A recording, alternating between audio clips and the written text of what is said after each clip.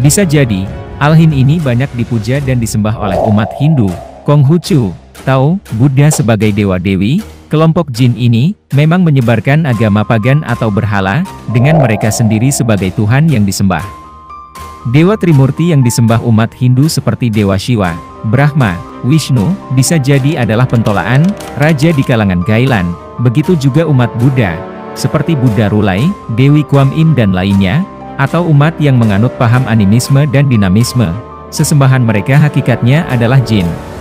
Ya memang tidak bisa, Hindu tidak mengenal istilah jin. Lalu apa Pak Mandara? Saya sangat menyayangkan video ini. Selaku umat Hindu, saya dalam kesempatan di media Hindu Channel ini, Di Hindu Channel ya. harus si pembuat konten ini secara langsung meminta maaf. Kedua, jangan lagi beredar video ini, karena ini akan menyebabkan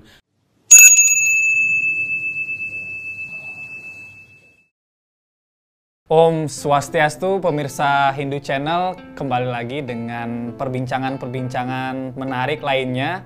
Nah, tentunya pemirsa sudah selalu melihat video-video tayangan dari Hindu Channel.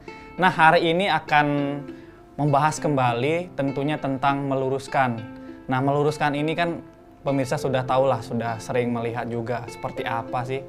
Nah, hari ini saya akan membawakan sebuah tema yang memang benar-benar perlu diluruskan, perlu kita sama-sama pelajari apa gitu sebenarnya kenapa hal ini harus diluruskan. Tentunya bersama narasumber kita yang luar biasa yang sebelumnya sudah pernah tampil. Beliau disapa dengan Pak Mandara. Om Swastiastu, Pak. Om Swastiastu. Nggih, bagaimana kabarnya Pak hari ini? Rahayu, nggih. Rahayu nggih. Siap.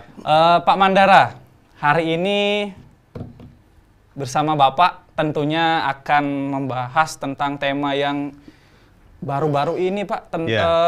Terjadi fenomena lagi nih Pak ternyata. Fenomena viralnya sebuah video, menayangkan sebuah video yang menjelaskan konsep tentang salah satunya adalah ketuhanan. Nah, ketuhanan itu menurut di dalam video ini dicampur adukan dengan konsep-konsep teologi ketuhanan menurut Hindu dan konsep ketuhanan menurut agama lain seperti itu. Nanti lebih lanjutnya akan kita tonton bersama dengan Pak Mandara tentunya pemirsa Hindu Channel. Nah, untuk video ini akan saya tayangkan untuk pemirsa Hindu Channel. Langsung saja kita lihat bersama dengan Pak Mandara untuk cuplikan pertama. Gailan ini juga memiliki tingkatan. Tingkatan tertinggi dari Gailan disebut dengan Alhin. Dimensi alam Alhin lebih tinggi dari dimensi alam jin kebanyakan. Perlu dipahami, alam goib banyak memiliki tingkatan dimensi. Kita ambil contoh Sang Hyang Ananjaya, yang sedang melakukan tirakat tapa brata, untuk menaikkan tingkatannya dari Sang Hyang menjadi Gailan. Dimensi jin sekelas Sang Hyang sampai ke bawahnya, menempati dimensi dasar bumi, sedangkan Gailan dimensinya menempati langit pertama bumi. Bisa dikatakan, langit pertama itu bisa disebut kahyangan, negerinya para dewa, yang hakikatnya dimensi para jin Gailan.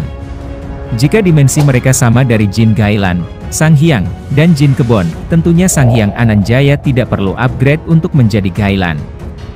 Bukankah begitu?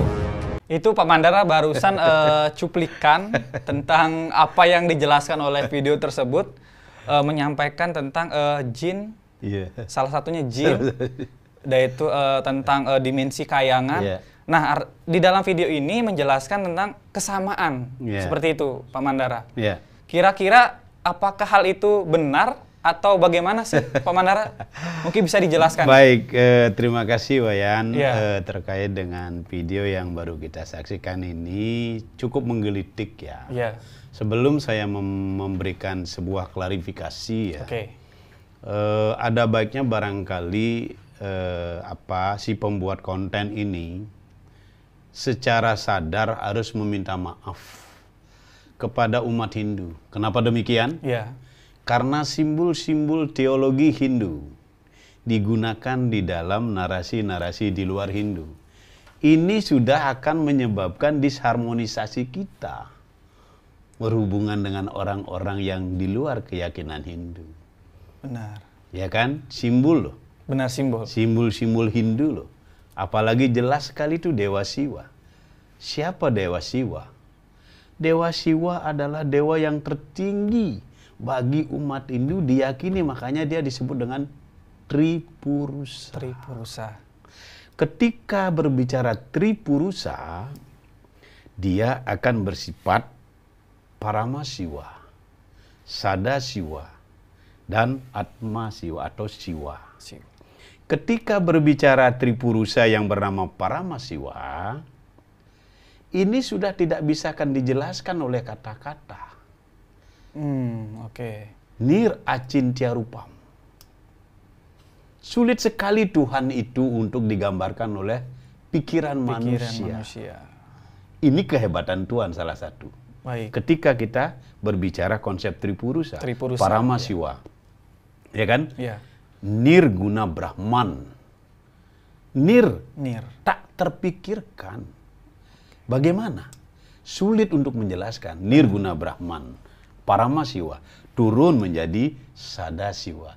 Ketika turun menjadi Sadasiwa, dia sudah terlingkup atau termasuki oleh sebuah filsafat yang bernama including di dalamnya itu adalah sudah mulai ada aktif di sini. Ada kehidupan. Makanya dari Sadasiwa ini akan lahirlah yang bernama Dewa Brahma, Dewa Wisnu, Dewa Siwa. Baik Pak Mandara, maaf saya potong. Terkait dengan Dewa Brahma, Dewa Wisnu, dan Dewa Siwa itu kan akan kita lanjutkan nanti di cuplikan yang kedua. Tentunya ini berkaitan. Nah, saya akan menyampaikan juga bahwa video ini ternyata Pak Mandara dibuat oleh seseorang oknum yang membandingkan tentang teologi dari yang kita simak bersama. Tentunya teologi ini adalah teologi dari agama Muslim tentunya. Agama Muslim yang memang entah apa tujuannya atau emang ingin yang Bapak bilang tadi ingin mengecilkan suatu pemahaman atau bagaimana. Nah, lalu tentang yang barusan cuplikan yang pertama ini tadi Bapak sudah menyampaikan tentang bagaimana konsepnya secara Hindunya. Lalu kenapa di dalam video ini menjelaskan tentang dimensi? Kita kan memang di Hindu percaya tentang namanya dimensi-dimensi. Seperti salah satunya ada yang disebutkan kahyangan. Tempat di mana para dewa kita percaya ada di sana. Lalu menurut Pak Kantun dari video yang barusan kita sama-sama simak itu, apakah itu sama dengan yang namanya yang disebut dengan jin galan itu? Dimensinya apakah sama atau bagaimana Pak Kantun? Maaf Pak Mandara. Ya jelas tidak sama lah. Tidak sama. Konsepnya di Hindu jelas. Berbicara konsep teologi Hindu jelas. Ya, saya jelaskan di awal tadi Tripurusa. Makanya belum selesai tadi saya menjelaskan kan. Begitu dia turun menjadi Sadasiwa, dia akan melahirkan konsep dewa-dewa. Ada Dewa Brahma, creation, mencipta dia. Menciptakan dunia kan? Begitu dia berbicara Dewa Wisnu. Setelah dunia ini tercipta, kan harus dirawat, dipelihara. Benar. Iya kan? Nah, setelah diciptakan, dirawat, dipelihara, terus setelah barang ini sudah tidak berguna, kan harus dilebur kan? Dilebur. Benar. Kalau istilah di bahasa Inggrisnya destroyer kan? Destroyer. Jadi kalau kita berbicara konsep dengan konsep teologi Hindu, ini sangat jelas sekali bahwa ketika berbicara Dewa Brahma, Dewa Wisnu, Dewa Siwa, ini adalah sebuah siklus yang memang terus tidak akan pernah anandi ananta. Tidak akan pernah ada awal, tidak akan pernah ada akhir.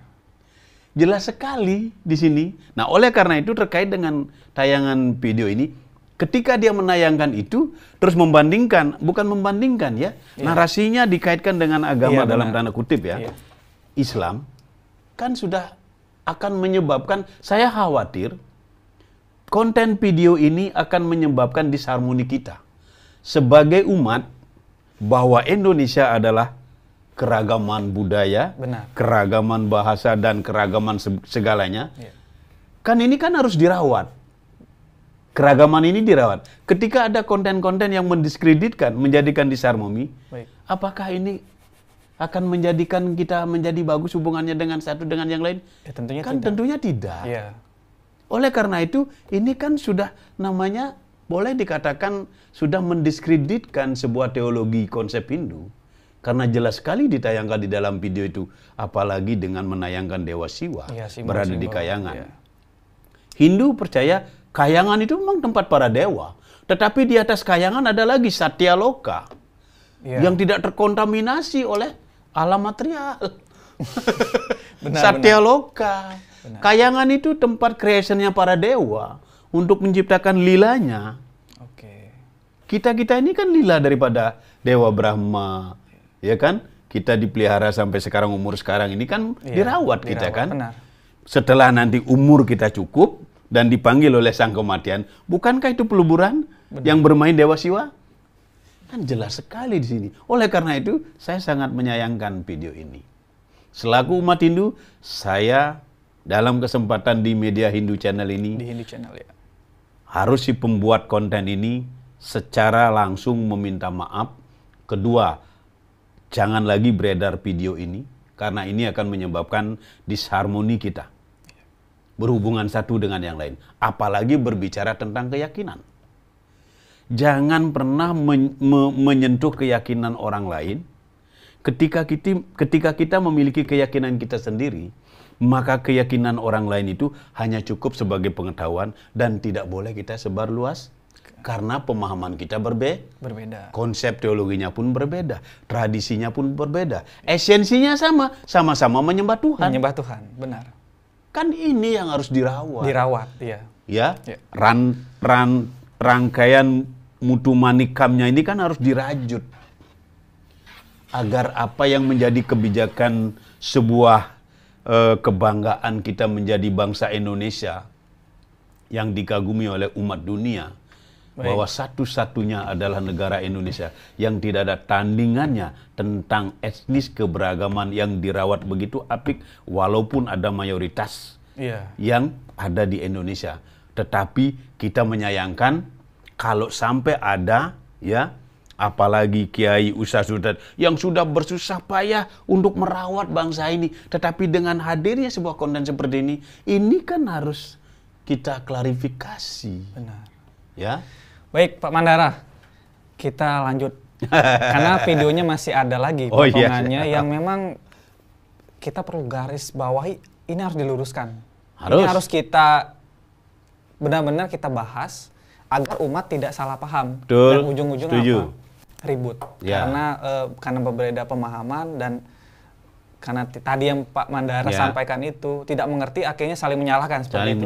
Kita tonton lagi Pak Mandara cuplikan yang kedua, seperti apa lagi yang dijelaskan dalam video ini. Gailan ini masternya sihir, tidak menutup kemungkinan mereka juga memiliki kitab-kitab sihir. Kita ambil contoh, Gailan penguasa Jawa bagian barat, ia adalah berasal dari jin jenis Gailan, nama atau julukannya, Dyah Shiva Dwipa. Gailan ini memiliki kitab sihir, yang diwariskan pada Lalaroga Kusuma Diraga. Kenapa Lalaroga Kusuma Diraga yang mendapat kitab sihir itu? Padahal, Gailan penguasa Jawa bagian barat ini memiliki 3 murid. Ketiga murid Dyah Shiva Dwipa ini, tiga-tiganya menjadi Sang Hyang Pulau Jawa. Barusan Pak Mandara sudah melihat video ini. Nah, pertama kita melihat cuplikannya, kita garis bawahi tentang teologi Hindu. Yang kedua ini membahas tentang konsep teologi kejawen atau Jawa. Memang di Jawa menyebut tentang konsep Tuhan adalah Sang Hyang, seperti itu.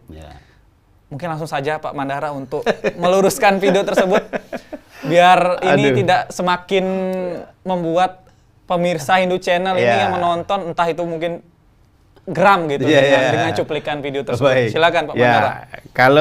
Kalau istilah Sang Hyang di Hindu jelas ada.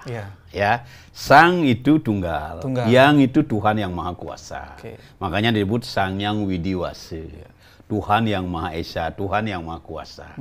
Tuh, ada istilah di Hindu Sang Hyang. Orang Bali menyebutnya Sang Hyang Widi.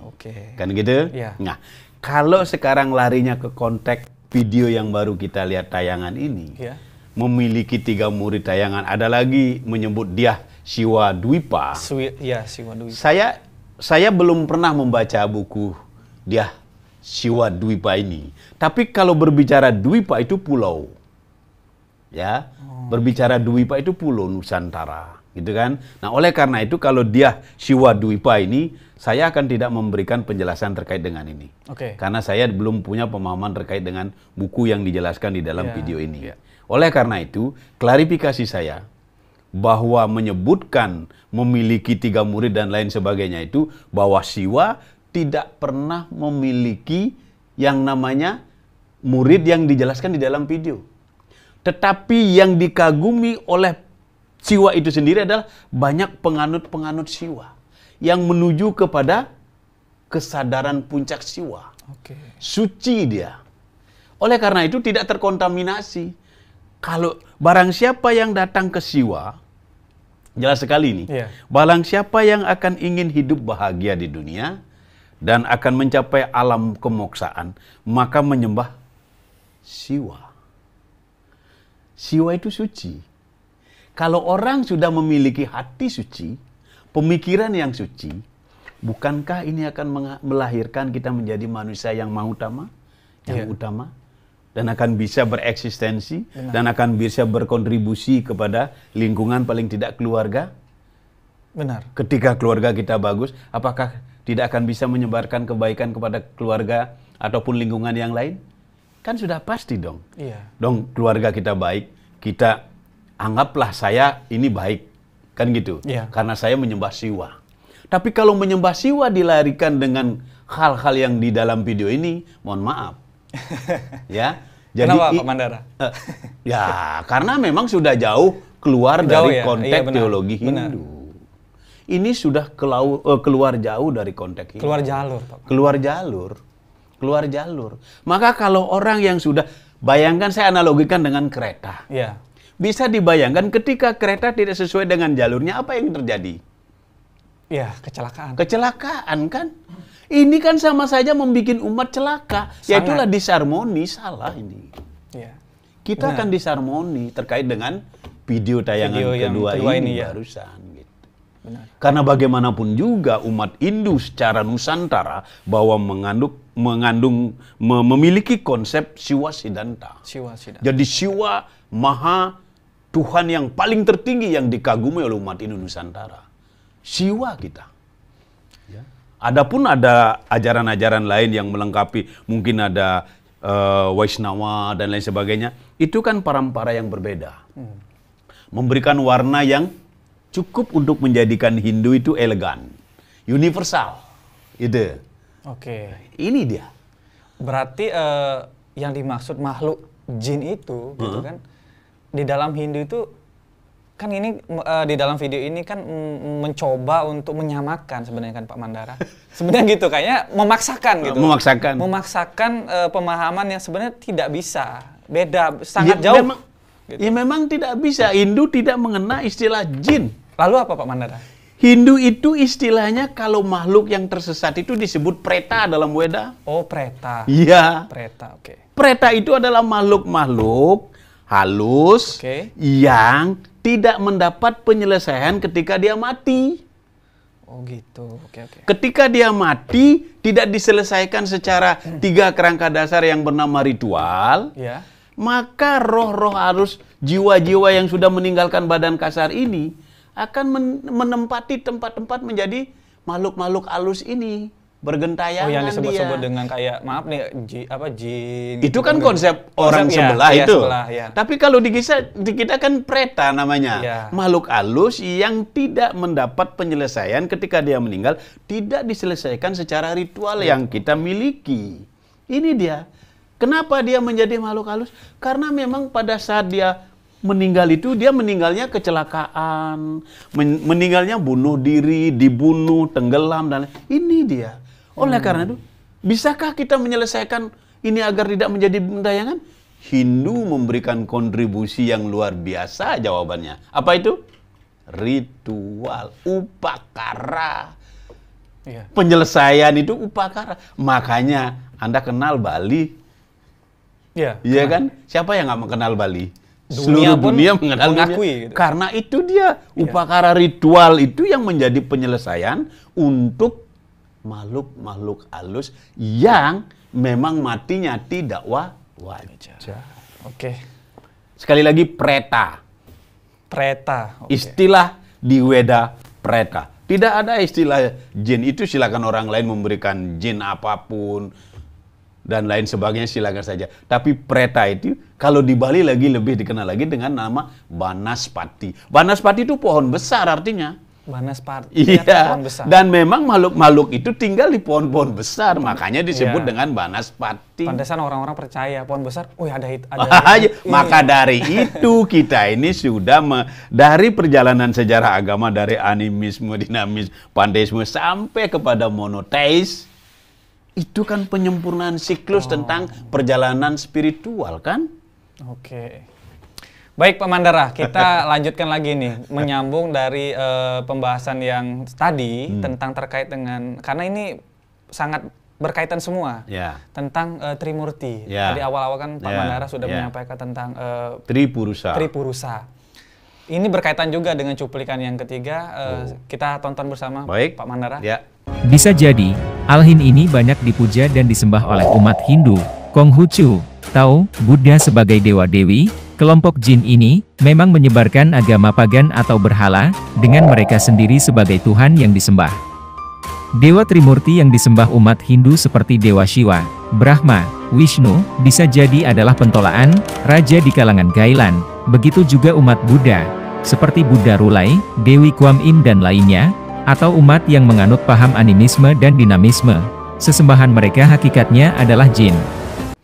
Nah, saya ini dulu Pak Mandara, saya sampaikan dulu dari inti video ini apa gitu kan. Dari sekian tadi yang pertama, yang kedua. Video pertama, kedua, ketiga dan ini. ujung-ujungnya apa kesimpulan dari video ini? Ya semuanya itu adalah tentang konsep berhala gitu ujungnya kan. Berhala dan itu konsep dinamisme, ananisme yang memang selalu kita pahami, kita ketahui di Nusantara ini memang dinanisme dan ananisme itu diadopsi oleh masyarakat. Nah, untuk itu silakan Pak Mandara bisa langsung luruskanlah mengenai cuplikan yang ketiga ini. Mungkin ada hal yang sangat menarik yang bisa disampaikan. Sekali lagi saya tergelitik yang ketiga ini. Begitu bercampur aduknya pemikiran sebelah dalam tanda kutip ini kan yang buat konten ini kan umat Islam Sudah jelas memang di dalam di deskripsi YouTube-nya juga sudah jelas. Sudah jelas bahwa dan ini harus kita klarifikasi Kan di sana tadi dikatakan dimungkinkan gitu kan Dia sendiri aja masih meraba-raba. Iya benar. Iya kan? Nah, ketika kita dalam kondisi meraba-raba, kok kita mampu menjelaskan kepada membuat konten yang membuat kita disharmoni. Ini kan kekeliruan luar biasa kan. Nah, ketika kita berbicara Tripurusa tadi, bahwa umat Hindu sekali lagi sangat-sangat mengagungkan, memuliakan yang bernama Dewa Shiva.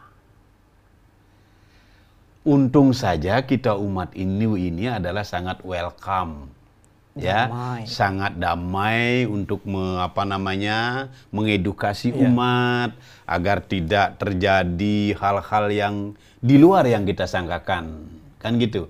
Nah, kalau berbicara tentang konsep Tripurusa yang video ketiga ini, kalau kita mau adopsi tentang ajaran kejawen,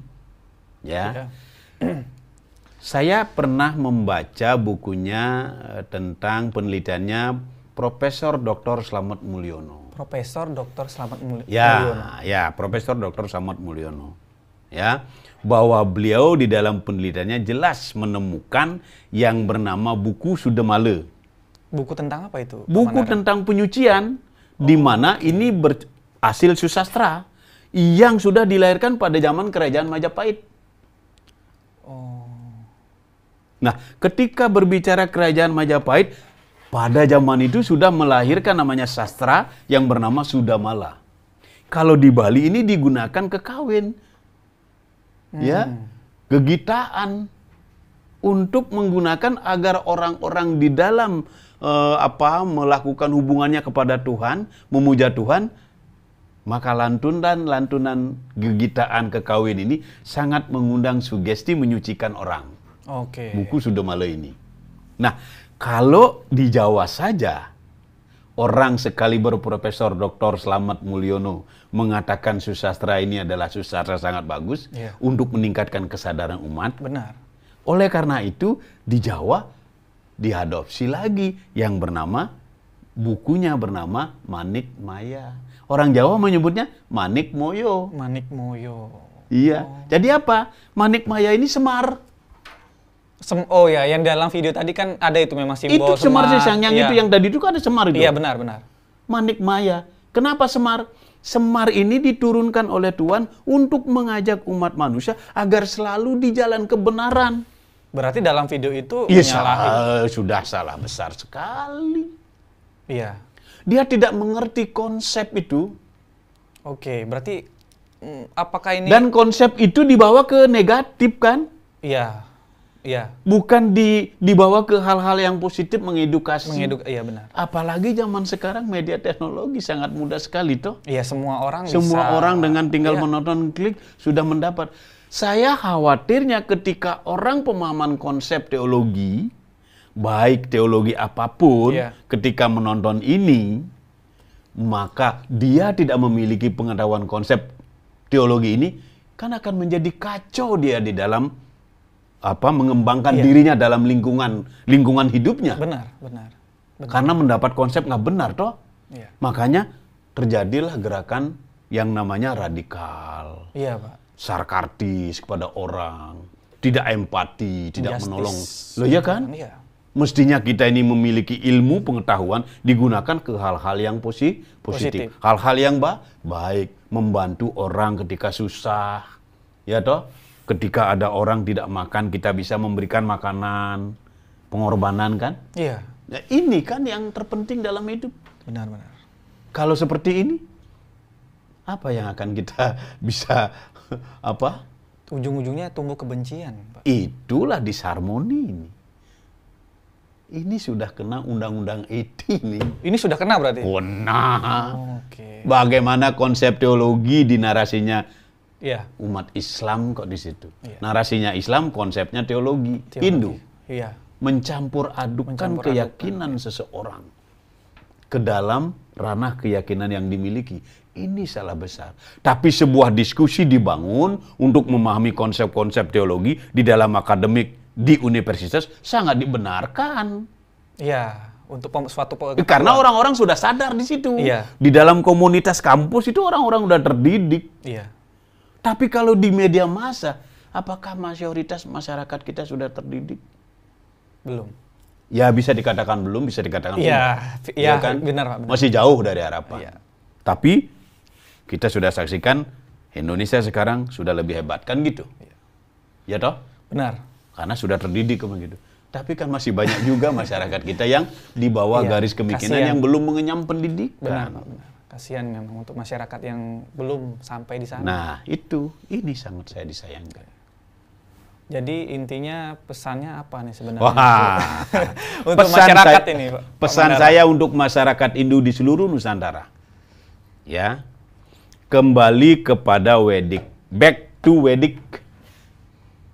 Apa artinya back to Vedic? Marilah kita selaku umat Hindu selalu rajin membuka susastra Hindu. Karena di dalam susastra Hindu, Anda akan menemukan segudang kebahagiaan, segudang keindahan yang akan mampu merawat diri kita. Setelah kita mampu merawat diri kita, akan mampu menelurkan sebuah usaha untuk mempersatukan sekat-sekat yang barangkali akan menggerus disharmonisasi. Benar. Inilah saya mau hadir di media Hindu Channel ini untuk mengajak, mohon maaf dengan segala keterbatasan, saya selalu mengajak umat Hindu agar selalu ikatan persatuannya dibangun dengan apa? Nilai-nilai Vedic, karena Vedic adalah universal. Bisa diterima oleh golongan apapun. Karena pesannya pun universal. Bayangkan, ketika Anda mempelajari susastra Weda, Anda akan menemukan kebahagiaan, Anda akan menemukan kesejahteraan, Anda akan mampu berkomunikasi dengan lingkungan dari elemen apapun. karena ajarannya sangat humanis. Ini pesan saya kepada seluruh masyarakat Hindu di Nusantara. Semoga bermanfaat barangkali. Semoga bermanfaat. Mohon maaf kalau dalam penjelasan ini ada yang kurang, ada yang kelewatan, ucapan, tata krama, pemikiran yang kurang pas. Saya manusia biasa. Intinya masih kan banyak sama-sama kita pahami, pelajari juga, ya. Pak Mandara. Nah, itu tadi pemirsa Hindu Channel, Pak Mandara sudah menjelaskan, sudah menanggapi tentang video yang memang sangat viral ini, Pak Mandara. Apapun yang disampaikan oleh Pak Mandara, itulah yang memang sepatutnya bisa disampaikan dan sesuai dengan apa yang memang perlu pelan-pelan kita juga sadari bahwa hal-hal seperti ini, video-video seperti ini jangan terlalu kita anggap menjadi anggap angin lalu lah. Angin lalu. Malah jangan kita, dimasukkan karena itu akan menggerus sendiri. Moralitas kita, demoralisasi akan terjadi. Kita tidak akan bagus berhubungan karena memiliki hal-hal yang negatif ketika menonton video yang seperti ini. Itu tadi terakhir dari Pak Mandara, pemirsa Hindu Channel. Jangan lupa pemirsa Hindu Channel selalu like, komen, dan subscribe gitu kan. Agar kita sama-sama belajar dengan tokoh-tokoh hebat kita, ya salah satunya Pak Mandara yang luar biasa. Jangan menyebut gitu. Tokoh lah. Masih jauh loh. Pak Mandara, terima kasih untuk hari ini, untuk pembelajaran dan pesan-pesannya, dan juga memberikan pemikiran yang sesuai dengan kekinian generasi Hindu saat ini. Terima kasih. Mari Pak Mandara, kita tutup bersama dengan para mesanti. Om Santi, Santi, Santi, Om Matur Suksema.